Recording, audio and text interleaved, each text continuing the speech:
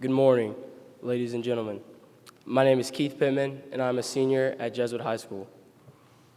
This morning, Father Brown and Mr. Bagwell have blessed me with an opportunity to express how much my mother, Robin Pittman, has impacted my life and how much she means to me. A mother is the most caring and lovable person in this world. Her prayers and good wishes are always there with her children. She only gives and never wishes to have anything in return. The love and care of a mother cannot be compared to anything in this world. Today, I also want to take this opportunity to thank my mother and to reflect on how grateful I am for her. First, I would like to reference a quote by Kevin Durant. My mother taught me to always be strong and always work hard. She's been working hard her whole life as an attorney, a judge, and as a mother for me and my sister. I'm a lot like her in that I work hard for what I want, and she taught me that. I would like to share two specific memories that express the impact my mother has had on my life and the influence she has had on the person I am today. The first memory that comes to mind taught me that mothers will always be the person to pick you up when you are down. My mother has attended almost every football and baseball game that I've had. Despite her lack of interest in sports, she takes time out of her day and she comes to support me. One tournament in particular stands out. At a baseball tournament when I was 9, my team was competing on Elimination Sunday. The team as a whole was playing well, and we were on our way to the championship game. However, in those 2 games leading to the championship, I'd had 2 of the worst games I've ever had in my life. After those 2 terrible performances, I got down on myself, and I really needed somebody to pick me up. After we won our second game, we had an hour and 30-minute break before the championship. At the beginning of this break, my mother pulled me aside and told me to get into the car. She said she wanted to take me somewhere. I could tell that she knew I was discouraged, and she knew just what to do to cheer me up. We left my sister and my dad behind at the park, and we got in the car. In the car, she told me, "No one is perfect. We all have our bad games, and what really matters is how you come back from those bad games." She also said, "Life is filled with ups and downs. You have to be ready to bounce back through those tough times." She ended up taking me to Baskin-Robbins, and I got my favorite ice cream, strawberry, and it really cheered me up even more. When we returned to the park, I regained my confidence. As a result, in the championship game that night, I broke out of my slump, and I hit my very first career home run in kids pitch baseball. Thanks to my mom picking me up when I was down, I was able to regain my confidence and play at my best once again. Another memory that comes to mind taught me that although mothers can be strict at times, their main goal is to make sure you learn a lesson from your mistakes. When I was around 11 or 12 years old, well after I knew Santa Claus was not real, I found the secret spot where my parents hid all my presents.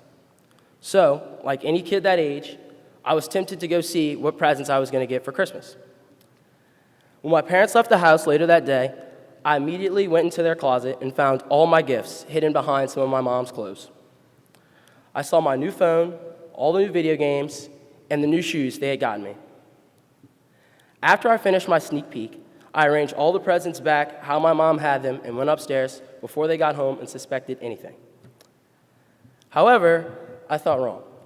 Within 10 minutes of getting back home, she yelled, "Keith Michael Pittman, get down here now."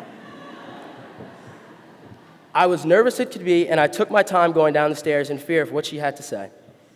When I got down there, she asked me if I had been snooping in her closet. So I thought to myself, there's no way she could have known that I'd been in there because I put everything back exactly how she had it. So I said no, thinking there was no way she could have possibly noticed. And once again, I was wrong. She then said, "You're lying." And to this day, I still don't know how she found out. But I guess that's just a mother's intuition. She went on to tell me I was not getting any presents for Christmas that year. and to call my grandparents and to tell them not to get me any presents either. I was distraught. I couldn't stop crying and begging her to forgive me. Although I was upset, I still went upstairs and called my grandparents like she told me to do.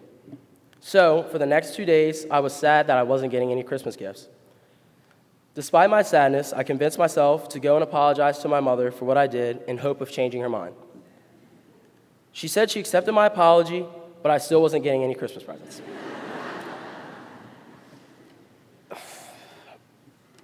After hearing that, I went upstairs, sucked it up, and went to sleep. The next morning was the first morning I ever slept in on Christmas. When I went downstairs, I still didn't see any presents under the tree. So I didn't let this bring me down, and I just spent quality time with my family. As the day went on, I stayed unfazed about not getting any gifts, and I enjoyed this time with my family.